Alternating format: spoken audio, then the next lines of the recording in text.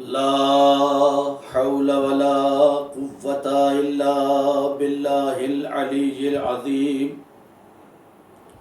أعوذ بالله من الشيطان اللعين الرجيم. بسم الله الرحمن الرحيم. الحمد لله الذي لا يبلغ مدحته القائلون ولا يحصي نعماه العادون ولا يؤدي حقه المجتهدون. الذي نشر الرياح برحمته وابتدى بالصخور ميدان أرضه.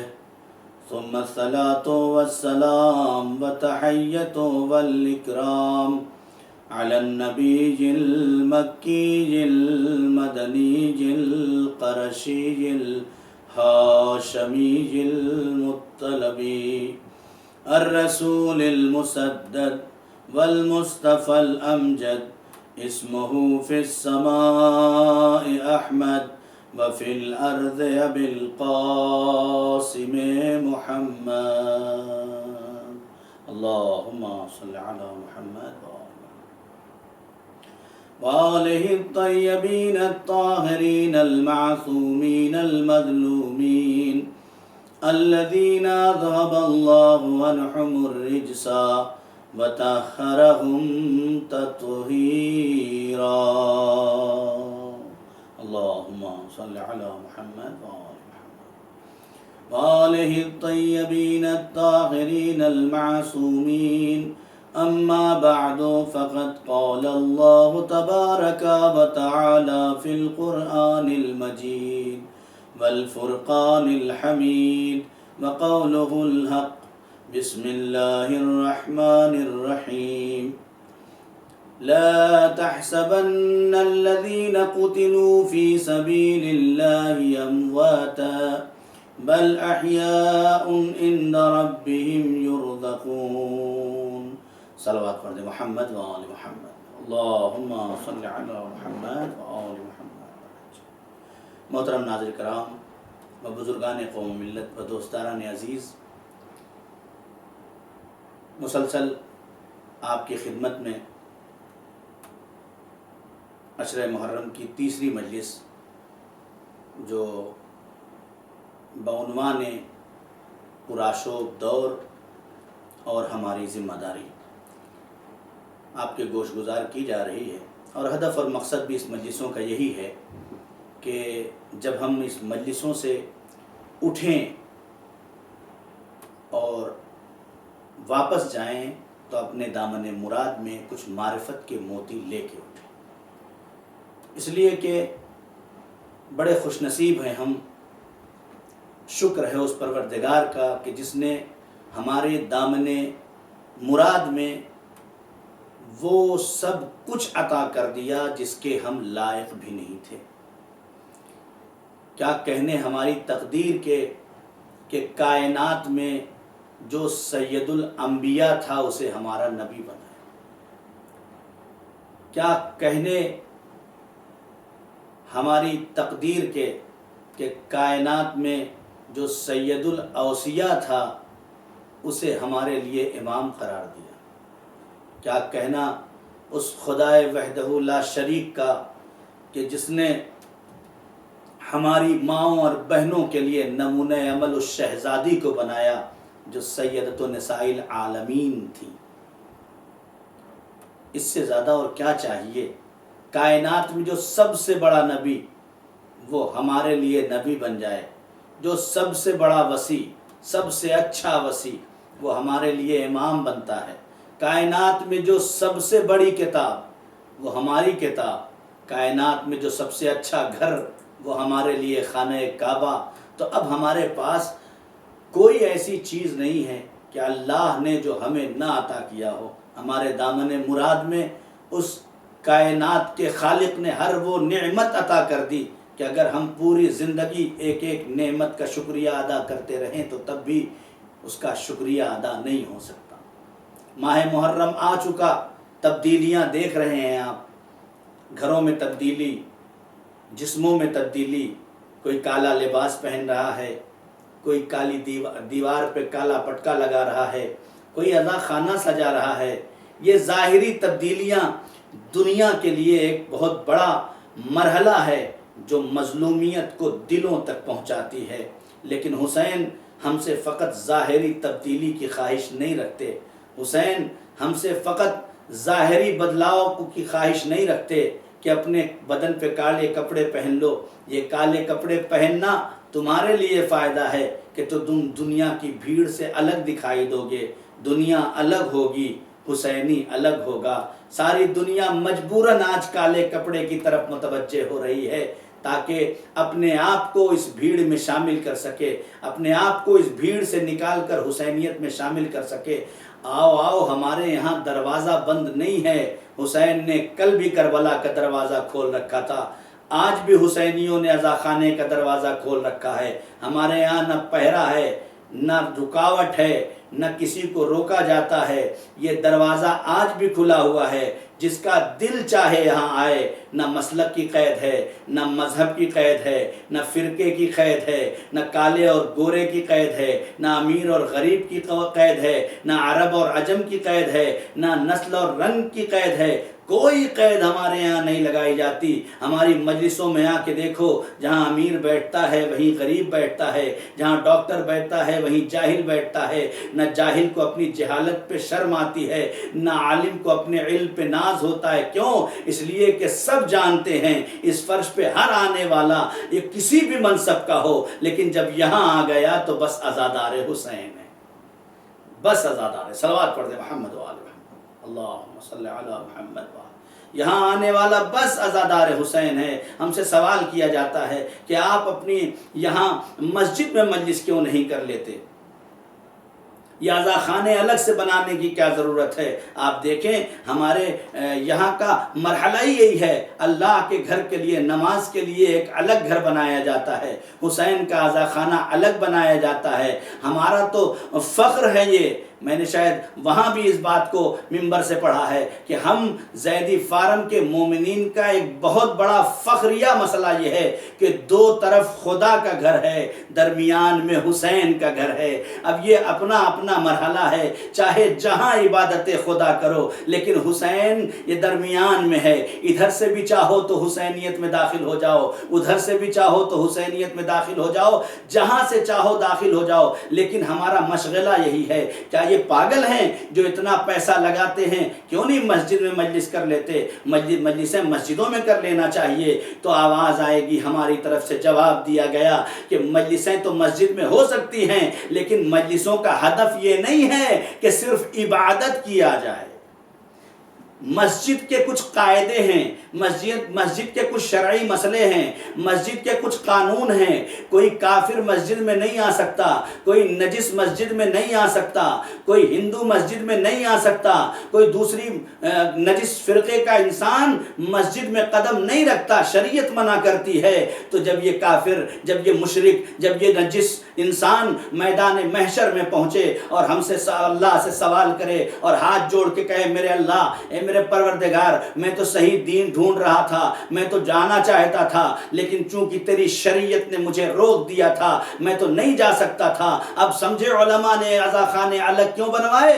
تاکہ ان کے سوالوں کا جواب پیدا ہو جائے. ہمارا عزا خانہ بنا ہوا ہے، جس کا دل چاہے وہ آ جائے. یہ خیمہ حسینی آج بھی کھلا ہے، جتنے ہرانا چاہتے ہیں داخل ہو جائیں. صلوات پڑھ دے محمد و آل محمد، اللہم صلی علی محمد و آل محمد. یہ کھلا ہوا ہے، کسی کے لیے کوئی پابندی نہیں ہے. دیکھیے شریعت کے کچھ قانون اپنی جگہ مسلم ہیں، اس سے کوئی انکار نہیں کیا جا سکتا. یہ دنیا ہے نا، اس دنیا میں ہزاروں طرح کے انسان ہیں. اگر قرآن سے پوچھیں کہ دنیا میں کتنے طرح کے انسان ہیں تو قرآن جواب دے گا 4 طرح کے انسان دنیا میں پائے جاتے ہیں. 4 طرح کے انسان. کون کون سے 4 طرح کے انسان؟ ایک وہ ہیں کہ جو ایمان بھی لاتے ہیں اور عمل صالح بھی انجام دیتے ہیں. ایمان بھی لاتے ہیں اور عمل صالح بھی انجام دیتے ہیں. دونوں ان کا کام ہے. خود ایمان بھی لاتے ہیں، عمل بھی کرتے ہیں. تو یہ مومن ہیں، ان کو مومن کہا جاتا ہے۔ یہ اپنے آقا کی اطاعت میں اتنا لگے ہوتے ہیں کہ ادھر لفظ دہنے امامت سے، دہنے نبوت سے نکلا نہیں کہ عمل کے لیے تیار ہوتے ہیں۔ یہ بابصیرت افراد ہیں، خود ایمان کے درجے پہ بھی فائز ہوتے ہیں اور عمل صالح بھی اپنے آپ کو بچائے رکھتے ہیں۔ اسی لیے قرآن کہتا ہے والعصر ان الانسان لفی خسر، سارے انسان گھاٹے میں ہیں، عصر کی قسم، الا الذین آمنوا وعملوا الصالحات، وہ لوگ کہ جو ایمان لائے اور عمل صالح انجام دیا وہ گھاٹے میں نہیں، یہ مومن ہیں۔ مومن خود ایمان بھی لاتے ہیں، یعنی توحید کا ایمان ہے ان کے دل میں، اور مسجد میں نماز بھی پڑھ رہا ہوتا ہے، عبادت میں مشغول بھی ہوتا ہے، عمل صالح بھی انجام دیتا ہے، یعنی ایمان کا اثر بھی دکھائی دیتا ہے۔ توحید کا ایمان کافی نہیں ہے، ایمان اپنا ایک اثر رکھتی ہے، اور جب وہ اثر ہوتا ہے تو انسان کے اعضاء و جوارح سے وہ ظاہر ہوتا ہے۔ توحید اور اللہ کو ماننے والے کے لیے لازم ہے کہ وہ اپنی پیشانی کو اس کی بارگاہ میں جھکائے تاکہ دونوں بات مکمل ہو جائے، ایمان باللہ بھی ہو جائے اور عمل صالح بھی ہو جائے۔ اسی طرح نبوت پہ ایمان لانے والا صرف ایمان نہ لائے بلکہ نبوت کی کہی ہوئی باتوں پہ اقرار کرے اور اس کو انجام دے اور اس کی اطاعت کرے۔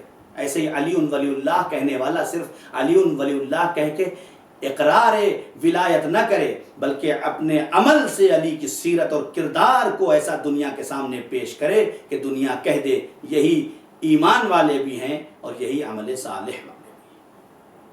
تو جو ایمان بھی لاتے ہیں اور عمل صالح بھی کرتے ہیں اسے مومن کہتے ہیں۔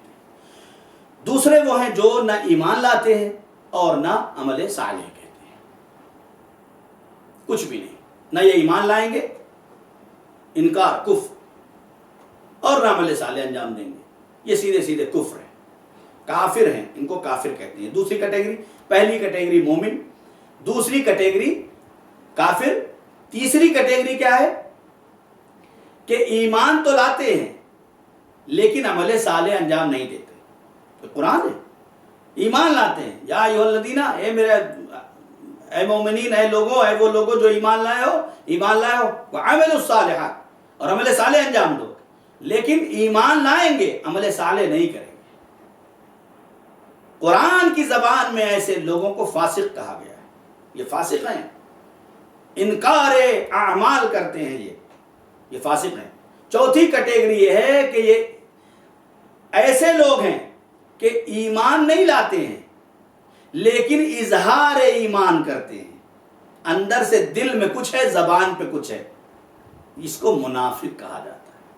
یہ چار طرح کی کیٹیگریاں ہمارے یہاں پائی جاتی ہیں شریعت میں۔ اگر آپ دیکھیں تو ان چار طرح، کچھ مومن ہیں، کچھ کافر ہیں، کچھ فاسق ہیں اور کچھ منافق ہیں۔ پروردگار سے دعا ہے پروردگار ہمیں نہ فاسق بنا، نہ منافق بنا، نہ کافر بنا، بلکہ اگر بنانا ہے تو ہمیں مومن بنا، اس لیے کہ نبی تیرے کہہ کے گئے ہیں یا علی حبک التقوی والایمان وبغضک کفر والنفاق، اے علی تجھ سے محبت انسان کو مومن بھی بناتی ہے، متقی بھی بناتی ہے، اور تیرا ہی بغض انسان کو منافق بھی بناتا ہے اور کافر بھی بناتا ہے۔ لہذا ہم علی کی ولایت کا دم بھرنے والے ہیں، بس دعا ہے میرے معبود ہم تیرے علی کو مانتے ہیں، ہم تیرے علی کا قصیدہ پڑھتے ہیں، ہم تیرے علی کے نام پہ علی علی کرتے ہیں، ہم نعرہ حیدری لگاتے ہیں، ہم علی ولی اللہ کا نعرہ لگاتے ہیں۔ اے میرے اللہ جیسے یہ ایمان ہمارے دلوں میں اتار دیا ہے ویسے ہی عمل صالح کرنے کی توفیق بھی ہمارے دلوں میں داخل کر دے۔ صلوات پڑھ دے محمد و آل محمد، اللہم صلی علی محمد۔ تو ان چار لوگوں کو آخر کیوں یہ کیٹیگری ہو گئی؟ یہ کیٹیگری اس لیے ہو گئی ہے کہ جو شیطان ہے نا، میں نے کہا پرسوں کی مجلس میں کہا تھا دو طاقتیں ہیں، ایک الہی طاقت اور ایک طاغوتی طاقت۔ آیت الکرسی پڑھتے ہیں آپ، اللہ ولی الذین آمنوا یخرجہم من الظلمات الی النور، اللہ ان لوگوں کا ولی ہے، اللہ ولی الذین آمنوا ان لوگوں کا ولی ہے کہ جو ایمان لاتے، وَيُخْرِجُهُمْ مِنَ الظُّلُمَاتِ إِلَى النُّورِ، اور وہ جو مومن ہے نا یہ اگر ظلمتوں میں کہیں ڈوب جاتے ہیں، اگر تاریکیوں میں کہیں گم ہو جاتے ہیں اور خواب غفلت میں ہو جاتے ہیں اور خدا سے توسل کرتے ہیں، تو چونکہ وہ ولی ہے ان کا، اس لیے یہ یخرجہم من الظلمات الی النور، تو پھر وہ پروردگار انہیں ظلمتوں سے نکال کر نور اور اجالے میں ڈال دیتا ہے۔ والذین کفروا، اور جو اس کا انکار کر دیتے ہیں، اس کے اعمال کا انکار کر دیتے ہیں، والذین کفروا اولیاءہم الطاغوت، پھر بنانا نہیں پڑتا، اللہ کو ولی بنانا پڑتا ہے، اور اللہ کو چھوڑ دیا تو خود بخود شیطان ولی بن جاتا ہے۔ اولیاءہم الطاغوت، جو کفر کرتے ہیں ان کا طاغوت ولی ہو جاتا ہے۔ وَيُخْرِجُونَهُم مِّنَ النُّورِ إِلَى الظُّلُمَاتِ، اور وہ کیا کرتا ہے؟ وہ انہیں نور کی طرف سے کھینچتا ہے، ولایت سے کھینچتا ہے، عبادت سے روکتا ہے، مجلس سے روکتا ہے، ماتم سے روکتا ہے، یہ روکتا ہے۔ اور روکتا ہے، کیا کرتا ہے روک کے؟ یخرجونہم من النور الی الظلمات، نور سے کھینچ کے ظلمات میں ڈھکیل دیتا ہے۔ یہ ہے مشن اس کا۔ اب علماء نے، اور تفسیر روح البیان اگر آپ اٹھا کے دیکھیں، سورہ بقرہ کی 159ویں آیت، جس میں اللہ فرماتا ہے کہ انما یامرکم بالسوء، بے شک وہ لوگ جو ہے وہ تمہیں، شیطان تمہیں جو ہے وہ برائیوں کی طرف ڈھکیلتا ہے، اس کا کام یہی ہے کہ وہ برائیوں کی طرف ڈھکیلتا ہے۔ خدا کی قسم آج کا یہ پرآشوب دور جو ہے نا، بڑا خطرناک دور ہے، بہت خطرناک دور ہے۔ اگر ہمارے اوپر شریعت کا پہرا صحیح سے نہیں لگ پایا تو خدا کی قسم آنے والی نسلیں نہ جانے کہاں چلی جائیں گی۔ آج جو یہ پورا سسٹم اور ایک کھلونا ہمارے ہاتھ میں موبائل کی شکل میں دے دیا گیا ہے،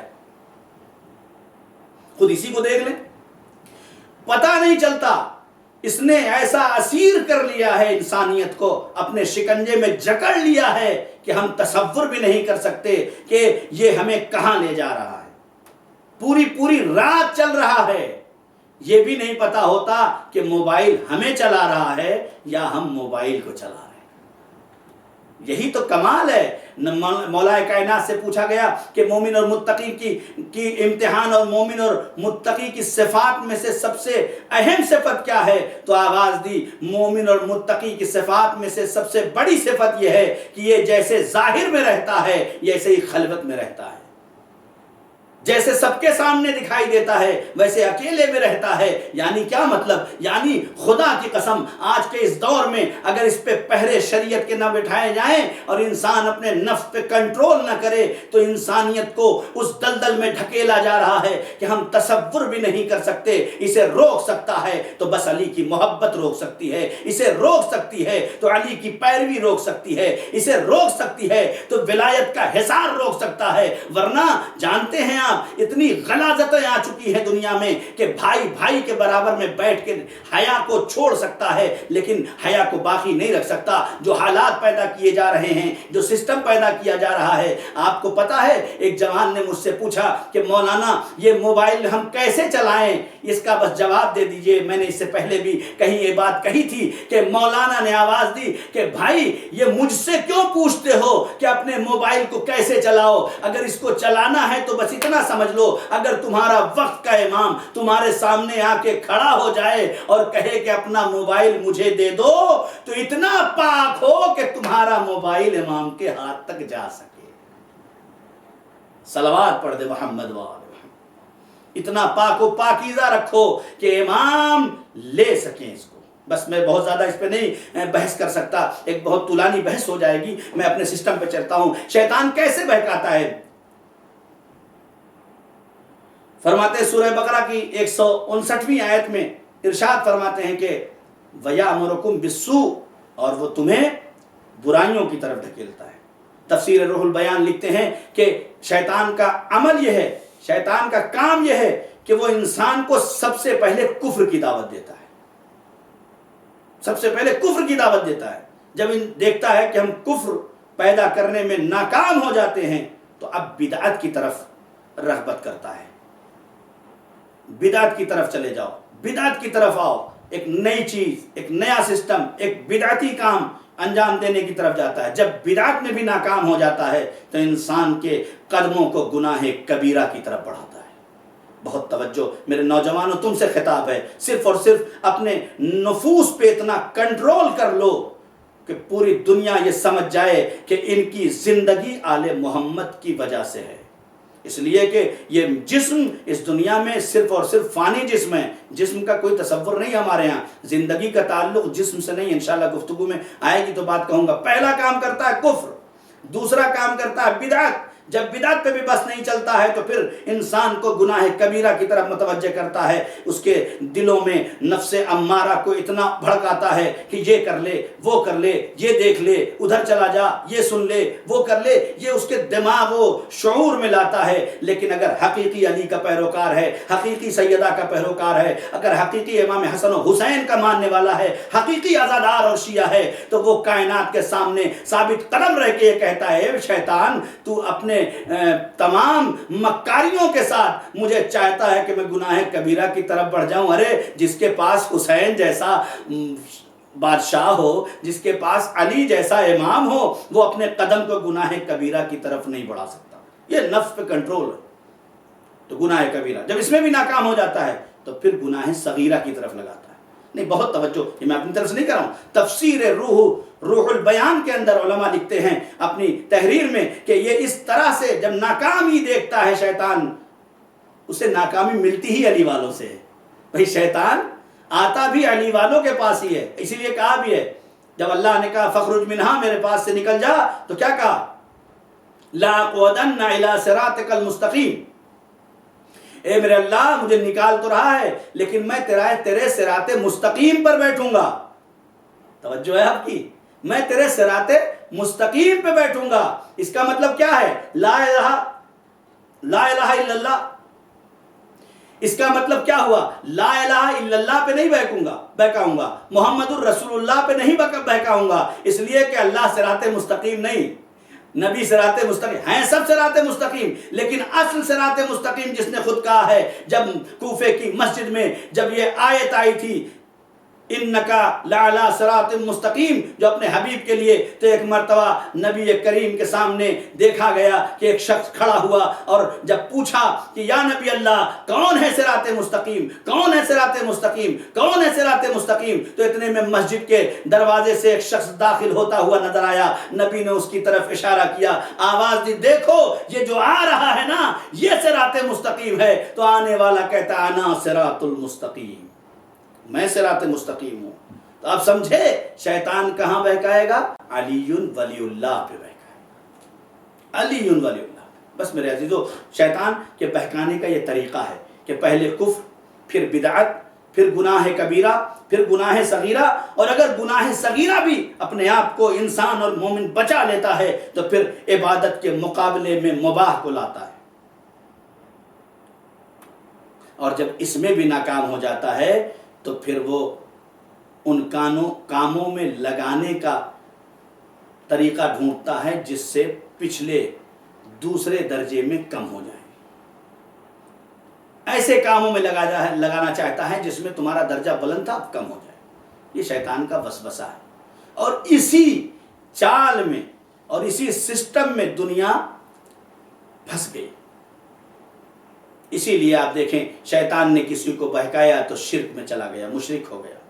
شیطان نے کسی کو بہکایا تو کافر ہو گیا. شیطان نے کسی کو بہکایا تو منافق ہو گیا. 3 بڑی بیماریاں ہمارے یہاں پائی جاتی ہیں جس سے اللہ نے قرآن میں بچنے کے لیے کہا. پہلی بیماری شرک، دوسری بیماری کفر، تیسری بیماری نفاق. ان تینوں بیماریوں سے اللہ نے بچانے کا بھی راستہ بنایا ہے. جب 3 بڑی بیماری پیدا ہو گئی تو خدا نے بیماریوں کا علاج بھی رکھا. کہو لا الہ الا اللہ، شرک سے پاک ہو جاؤ گے. کہو محمد الرسول اللہ، کفر سے پاک ہو جاؤ گے. کہو علی ولی اللہ، نفاق سے پاک ہو جاؤ گے. اس لیے کہ جہاں علی ہے وہاں نفاق نہیں پایا جاتا. جب علی آ جاتا ہے تو پھر نفاق نہیں.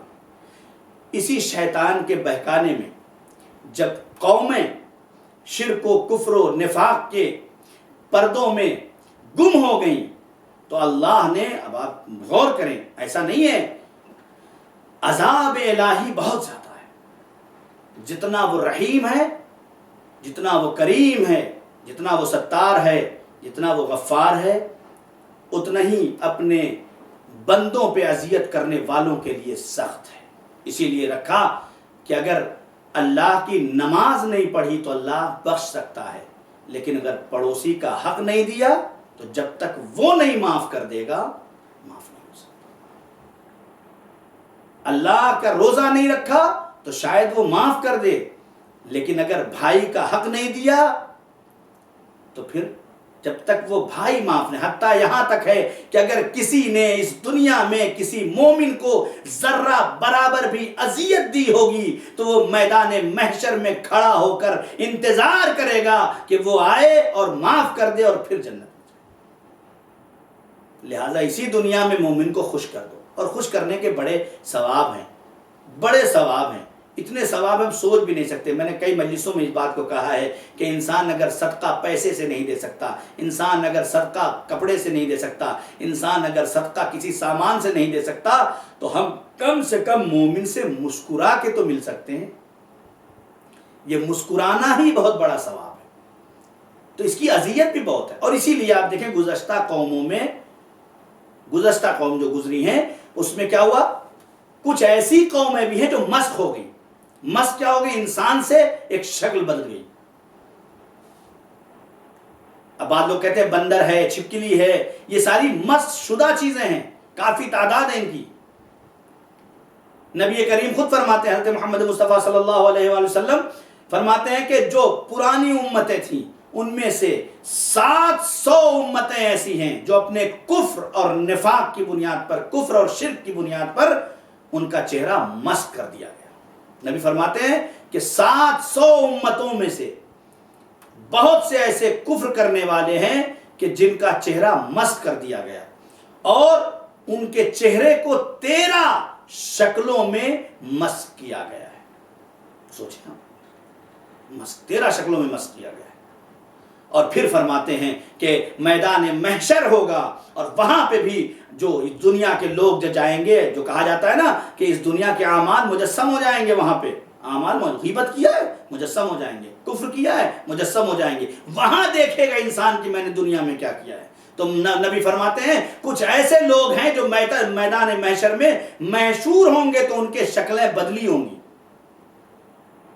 ان کی شکلیں بدلی ہوں گی۔ کیسے لوگ محشر میں محشور ہوں گے؟ بتا آپ کو، پہلی صورت یہ ہوگی جو پروپیگنڈے کرتے ہیں نا، جو جھوٹ پھیلاتے ہیں، پروپیگنڈا کرتے ہیں، ان کے لیے فرماتے ہیں کہ جو جھوٹ پھیلانے والے، پروپیگنڈے کرنے والے ہیں، ایسے لوگ میدان محشر میں بندر کی شکل میں محشور ہوں گے، بندر کی شکل میں۔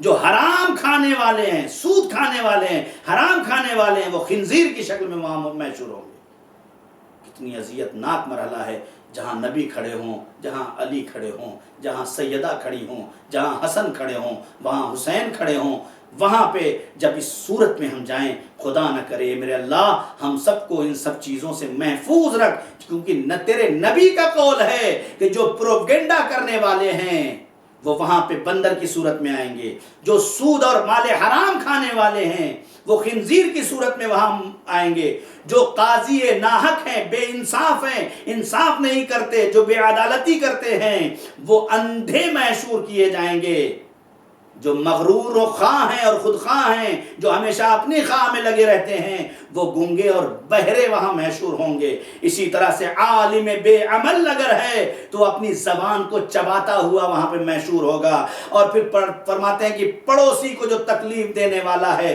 جو پڑوسی کو اذیت پہنچاتا ہے، جو پڑوسی کے لیے ذرہ برابر بھی خیر خواہ نہیں ہوتا، تو اس کے لیے نبی کریم فرماتے ہیں کہ اگر کوئی شخص مستقل اپنے پڑوسی کو اذیت پہنچاتا ہے، تکلیف پہنچاتا ہے، ستاتا ہے، تو ایسا شخص جب میدان محشر میں آئے گا تو اس کے ہاتھ اور پاؤں کٹے ہوئے ہوں گے۔ ذرا سوچیں اس مرحلے کو، میدان محشر میں اپنے تصورات کو لے کے جائیں اور سوچیں اور ذرا تصور کریں کہ وہاں کیا ہوگا جب ایک طرف دیکھیں گے کہیں بندروں کی بھیڑ ہے، کہیں خنزیروں کی بھیڑ ہے، کہیں ادھر بھیڑ ہے، کہیں ادھر بھیڑ ہے، کہیں ہاتھ پاؤں کٹے ہوئے لوگ پڑے ہوئے ہیں، کہیں زبان چباتا ہوا عالم بے عمل لا رہا ہے۔ اسی طرح سے فرماتے ہیں جو جاسوس ہے نا، جو جاسوس ہے، ان کی ادھر کرتا ہے، ان کی ادھر کرتا ہے، وہاں کی یہاں لاتا ہے، یہاں کی وہاں لاتا ہے، ایسا شخص آگ کی شاخ کے اندر لٹکا ہوا ہوگا، آگ کی آتش کی شاخ ہوگی، اس میں یہ لٹکا ہوا رہے گا۔ پہچانا جائے گا. نبی کریم کی حدیث پڑھیے, میدان محشر میں لوگ پہچان جائیں گے یہ شخص اچھا یہ جاسوس تھا, یہ ہاتھ پاؤں کٹے, یہ تکلیف دیتا تھا وہاں. سب کے لیے مشخص ہوگا, انسان پہچان لیا جائے گا یہ خنزیر کی بھیڑ ہے, یہ حرام کھانے والوں کی فہرست ہے, یہ حرام کھانے والوں کی فہرست ہے. خدا کی قسم میں کہاں تک آپ کی خدمت میں یہ باتیں عرض کروں. عالم بے عمل زبان چباتا ہوا, جاسوس آگ کی شاخ میں لپٹا ہوا, عیش و عشرت اور شراب و شباب کی دنیا میں جو اس دنیا میں مست ہیں, ایسے افراد مردار سے بھی زیادہ بدبودار شکل میں وہاں محشور کیے جائیں گے. خدا کرے پروردگار تجھے تیری حجت کا واسطہ ہے کہ ہمیں ان تمام مشکلات سے باہر نکال کر حقیقی علی کا چاہنے والا بنا دے, حقیقی نبی کا چاہنے والا بنا دے, حقیقی حسین اور عزادار حسین اور حسینی بننے کی توفیق عنایت فرما. اور آگے فرماتے ہیں تفسیر نور الثقلین اور مجموع البیان کے اندر یہ تحریر ہے کہ متکبران جو غرور کرتے ہیں, جو نخوت کرتے ہیں, ان کو اللہ ایک ایسا لباس دے دے گا کہ جو آتش کا بنا ہوا ہوگا, آگ کا بنا ہوا لباس ہوگا جو جسم پہ اس کے ہر وقت جل رہا ہوگا. ذرا تصور کریں اس مرحلے کو. خدا کی قسم میں کہاں تک فرماؤں اور کہاں تک آپ کی خدمت میں وہ باتیں عرض کروں. مولا معصوم فرماتے ہیں کہ یاد رکھو اِنَّا اکرم الخبز, بے شک اِنَّا اکرم الخبز, بے شک روٹی کا احترام کرو, روٹی کا احترام کرو. کیوں؟ اس لیے کہ ما بہی عملا, یہی وہ روٹی ہے, ما عملا بہی, یہی وہ روٹی ہے کہ جس کے لیے عمل کرتے ہیں ما فی الارض والسماء, جو کچھ بھی زمین و آسمان میں ہے یہ سب اس میں عمل کرتے ہیں.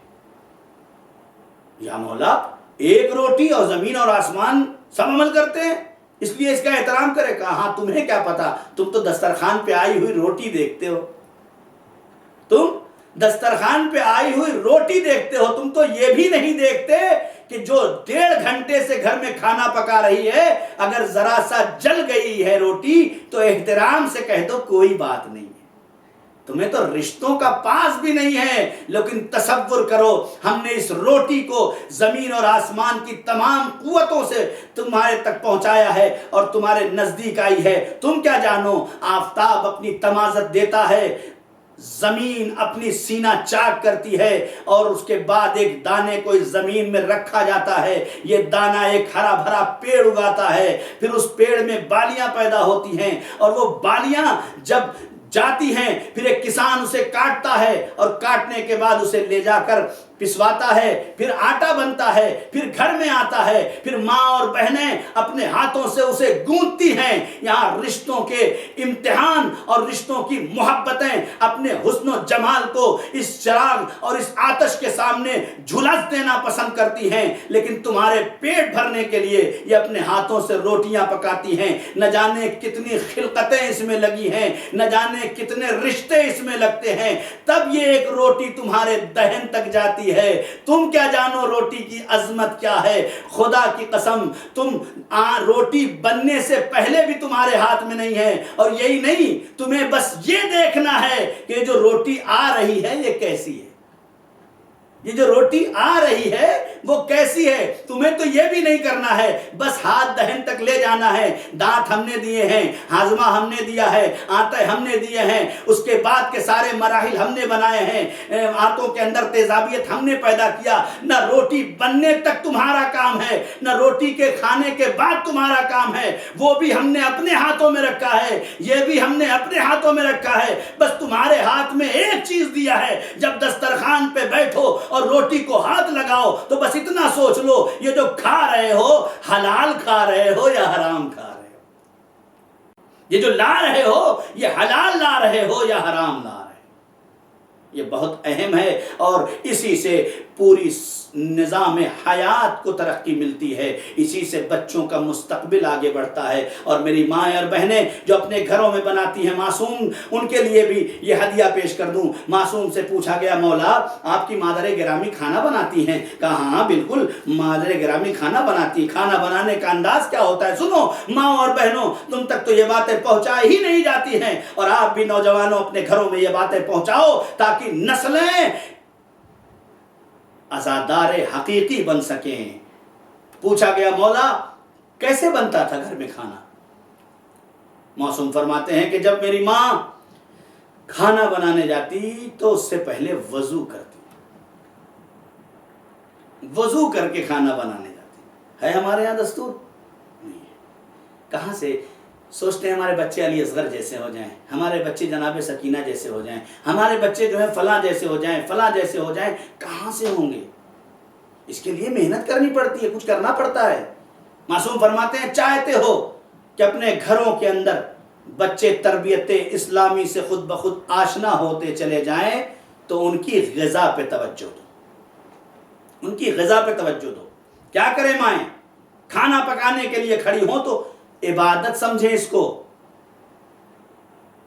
یہ نوکر والا کام نہیں ہے، یہ خدا نے آپ کو اس لائق بنایا ہے کہ آپ اپنے ہاتھوں سے کچھ لوگوں کا پیٹ بھر رہے ہیں۔ اس کا ثواب آپ سوچ بھی نہیں سکتی۔ کبھی موقع ملا تو میں آپ کی خدمت میں ثواب بھی پیش کروں گا کہ کھانا پکانے کا کیا ثواب ہے، روٹی بنانے کا کیا ثواب ہے، کسی کا پیٹ بھرنے کا کیا ثواب ہے۔ لیکن آج جو اصل تربیتی پہلو ہے اس پر اشارہ کرتے ہوئے آگے بڑھ جاؤں۔ وہ تربیتی پہلو یہ ہے کہ معصوم نے فرمایا میری ماں کھڑی ہوتی تھی تو وضو کر کے کھڑی ہوتی تھی، جب تک کام کرتی تھی ذکر خدا کرتی تھی، کبھی تلاوت سورہ حمد کرتی، کبھی سورہ اخلاص کرتی، کبھی سورہ انا اعطینہ کرتی۔ ارے جب سورہ حمد پڑھی جائے، انا اعطینہ پڑھی جائے، جب سورہ قل هو اللہ پڑھی جائے تو تربیت کیوں نہ ہو؟ کیوں؟ یہ مائیں نسلیں بدل سکتی ہیں، یہ مائیں پورا مشن تیار کر سکتی ہیں، یہ مائیں معاشرے میں تبدیلی پیدا کر سکتی ہیں۔ کیسے؟ ایسے تبدیلی ہو سکتی ہے، اپنی غذا بچوں کو تیار کرتے وقت اپنے آپ کو طاہر کرو، پھر اس پر قرآن کی تلاوت کرو اور پھر بچوں کو کھلاؤ۔ دیکھو یہ بچے حقیقی عزادار بنتے ہیں کہ نہیں بنتے ہیں؟ ارے یہی وہ ہوں گے جو حر بنیں گے نہیں بلکہ دنیا کو حر بنا دیں گے۔ صلوات پڑھ دے محمد و آل محمد، اللہم صلی علی محمد و آل وعجل فرجہ۔ بس میرے عزیزو ہمیں ضرورت ہے، اسی لیے جب مجھ سے کوئی کہتا ہے کہ مولانا بچوں کی تربیت کی جائے یا بچیوں کی تربیت کی جائے، دونوں کی تربیت کریں۔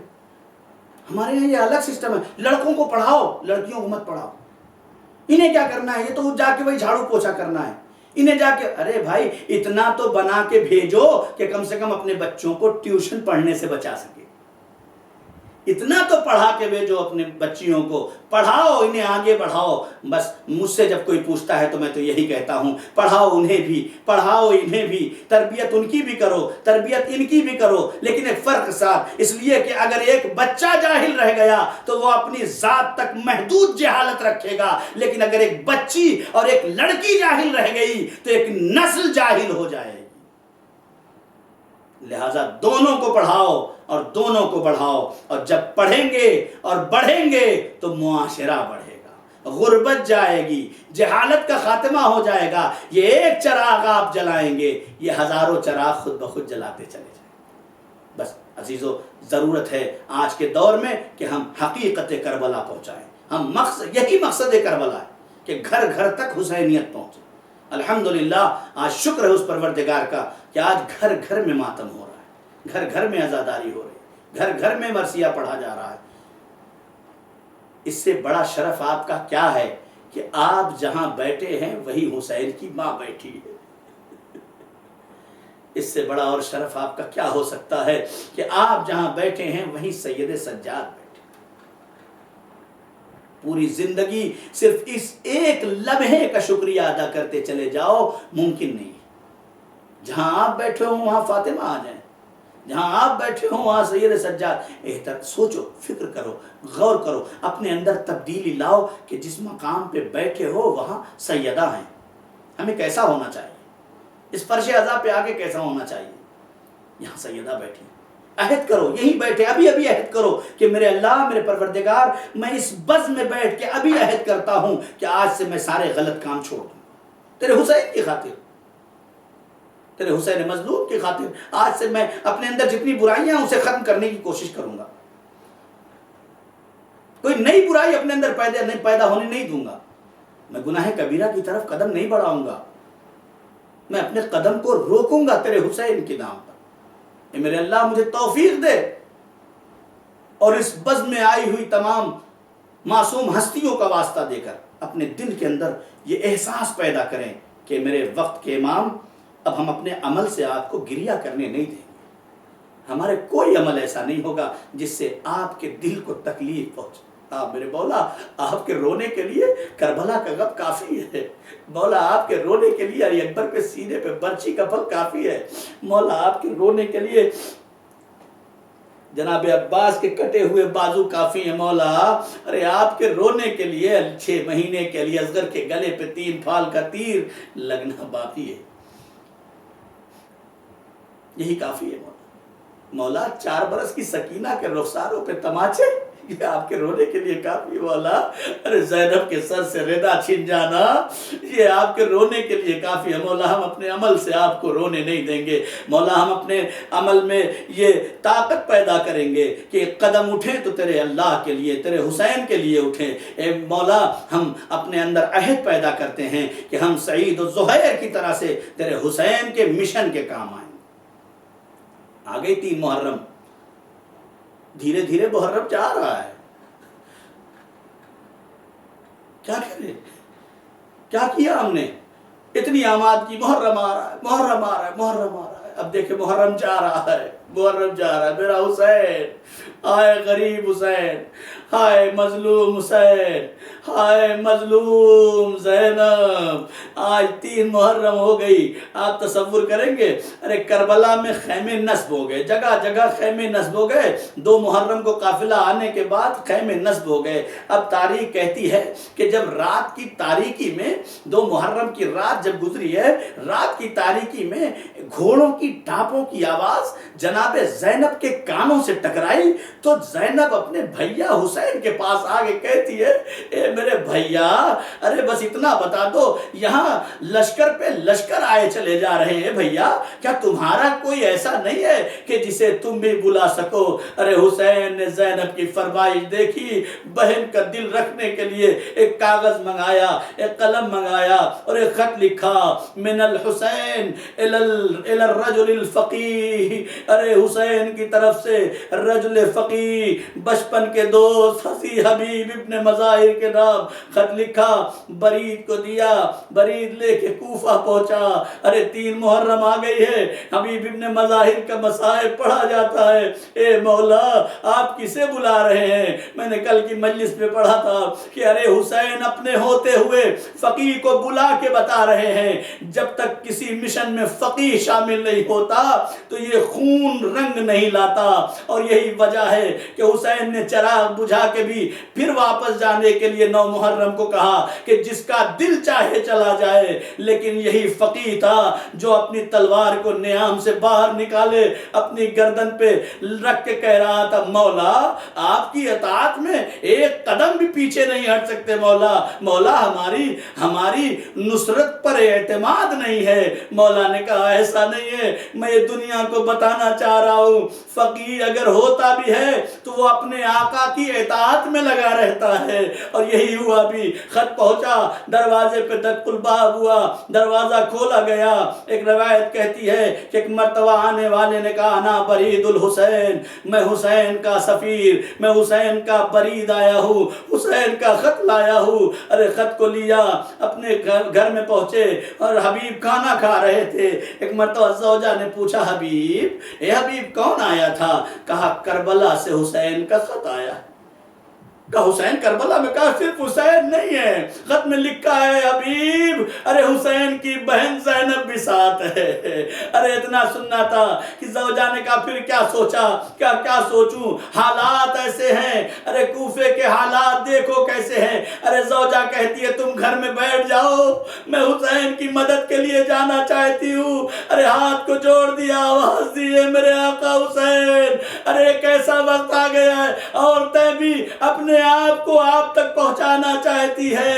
ارے حسین حبیب نے ایک گھوڑا دیا اپنے غلام کو، اے غلام یہ گھوڑا لے لے اور لے کے چلا جا، ایک مقام پہ جا کے ٹھہر جانا، میں ایک دوسرے راستے سے آتا ہوں، حالات بڑے نامساعد ہیں، اچھے نہیں ہیں، میں دوسرے راستے سے ہوتا ہوا وہاں پہنچوں گا اور اپنے حسین کی مدد کے لیے جاؤں گا۔ روایت کہتی ہے، ارباب مقاتل لکھتے ہیں کہ گھوڑے کے آنکھوں سے دیر ہوتی جا رہی تھی، گھوڑے کے آنکھوں سے آنسو جاری ہے، غلام پشت پہ ہاتھ رکھ کے کہتا ہے گھبرا نہیں، اگر میرا آقا نہیں آیا نا تو یہ غلام تیری پشت پہ سوار ہو کے اپنے آقا حسین کی مدد کے لیے جائے گا۔ ہاں عزیزو، ہوا بھی یہی۔ ارے ابھی یہ کہہ رہا تھا کہ حبیب پہنچا، غلام کو بٹھایا، خود بھی بیٹھے، کربلا پہنچے، ابھی جیسے کربلا کے قریب پہنچے، حسین نے آواز دی عباس اٹھو، اکبر اٹھو، اور محمد اٹھو، جلدی چلو، ارے میرا بچپن کا دوست حبیب آ رہا ہے۔ حسین قریب پہنچے، حبیب کو گلے سے لگایا، بچپن کا دوست یاد آ گیا۔ میں کہوں گا آقا، ارے حبیب کو دیکھ کے آپ کو حسن بھی یاد آ گئے ہوں گے، آپ کو بابا علی بھی یاد آ گئے ہوں گے، آپ کو نانا رسول اللہ بھی یاد آ گئے ہوں گے۔ ارے حبیب گلے لگا کے حسین سے رونے لگے، اتنے میں خیمے کا پردہ ہٹایا۔ ارے جناب فضہ کہتی ہے، اے میرے آقا حسین، حبیب سے کہہ دو، ارے علی کی بیٹی سلام کہہ رہی ہے، اتنا سننا تھا۔ ارے حبیب تڑپ گئے، آواز دی، اللہ اللہ، یہ وقت آ گیا کہ علی کی بیٹی حبیب کو سلام کرے۔ ارے عزیز و حبیب تیار ہوئے، 80 دشمنوں کو فنار کیا، حبیب اس دنیا سے شہید ہو گئے۔ پورا واقعہ حبیب کی شہادت کا ہے، بس ایک واقعہ آپ کو پڑھ دوں۔ حبیب کی شہادت ہو گئی، لیکن حبیب کا ایک بیٹا تھا جس کا نام تھا قاسم ابن حبیب۔ قاسم ابن حبیب کربلا میں شہید نہیں ہوا تھا، کربلا میں قاسم ابن حبیب شہید نہیں ہوا۔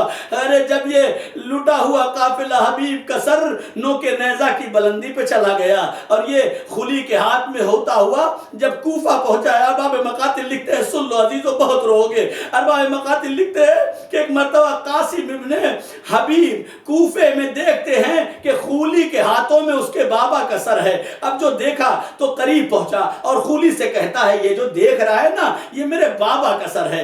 یہ جو واقعہ ہے یہ علامہ شہنشاہ نقوی صاحب نے پڑھا ہے، اور انہوں نے یہ کہا کہ یہ روایت مقاتل کے اندر موجود ہے کہ جیسے ہی حبیب کا بیٹا قاسم ابن حبیب کہتا ہے کہ اے خولی، تجھے پتا ہے یہ میرے بابا کا سر ہے؟ کہا تجھے پتا نہیں ہے، اس کو میں لے کے جاؤں گا۔ قاسم ابن حبیب کہتا ہے یہ میرے بابا کا سر مجھے دے دے، میں اسے دفن کر دوں گا۔ خولی کہتا نہیں، ابھی تو مجھے مال و منال چاہیے، ابھی تو مجھے شام تک لے کے جانا ہے، ابھی وہاں سے اس کی قیمت لینی ہے۔ وہ کہتا ہے جتنی قیمت تجھے چاہیے مجھ سے لے لے، میں دے دوں گا۔ عزیزو اس نے نہیں دیا، خولی لے کے چلا۔ حبیب کا بیٹا قاسم ابن حبیب اپنے چند دوستوں کے ساتھ خولی پہ حملہ کر کے اپنے بابا کا سر اپنے ہاتھوں میں لے کے آنے لگتا ہے۔ ارے اتنے میں تھوڑی دور پہ ایک بیمار، ہاتھوں میں ہتھکڑیاں، پیروں میں بیڑیا، گلے میں خاردار توق پہنے ہوئے ہے۔ ارے حبیب کا بیٹا وہیں سے گزرتا ہوا کہتا ہے، جس کے باپ کا جوان بیٹا ہو اس کے بابا کا سر نیزے کی بلندی پہ ہو۔ سید سجاد کی آنکھوں میں آنسو آ گئے، ہتھکڑیوں کو دیکھا، پیروں کو دیکھا، بابا کے سر کو دیکھا۔ اے بابا، یہ امتحان الہی ہے، ورنہ سجاد جیسا بیٹا زندہ ہے اور بابا کا سر نوکے نیزہ کی بلندی پر چڑھا۔